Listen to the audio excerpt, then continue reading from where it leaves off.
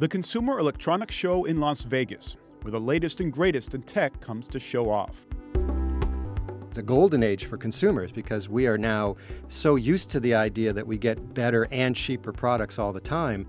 This is Larry Downs. He co-authored a new book called Big Bang Disruption, and he knows why tech success is faster and more fragile than ever before. Take the GPS device, for example. That did away with paper maps. But then Google came along.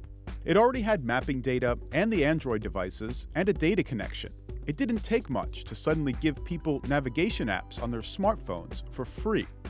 And when they arrived, millions of people had them in a matter of weeks or even months. So for the companies that were making the traditional GPS devices, people like TomTom and Garmin and Magellan, there was no time for a competitive response. Increasingly, across industries, new products and services enter the market both better and cheaper than existing products. Consumers will jump ship, sometimes overnight. Here's how it used to be. New technologies enter markets in kind of a bell curve. You get some early adopters, and then you get a nice, segue into mainstream markets, traditional, regular consumers. This meant companies could take time to get things right. Take, for example, that slow evolution of the personal computer.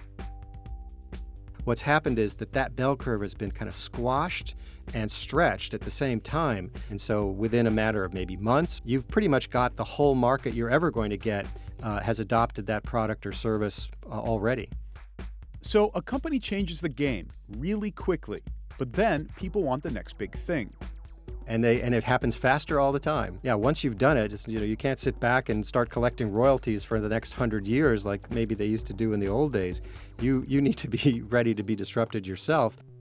Take Microsoft's Kinect device, which allowed people to control their gaming console through movement. And the market loved it. It was sold by the millions almost immediately.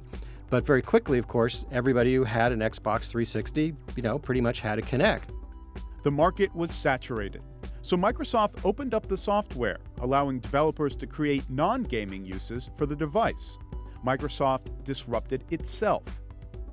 So back to CES and its rows of gleaming gadget goodies aiming to disrupt. What does a guy like Larry Downs look for?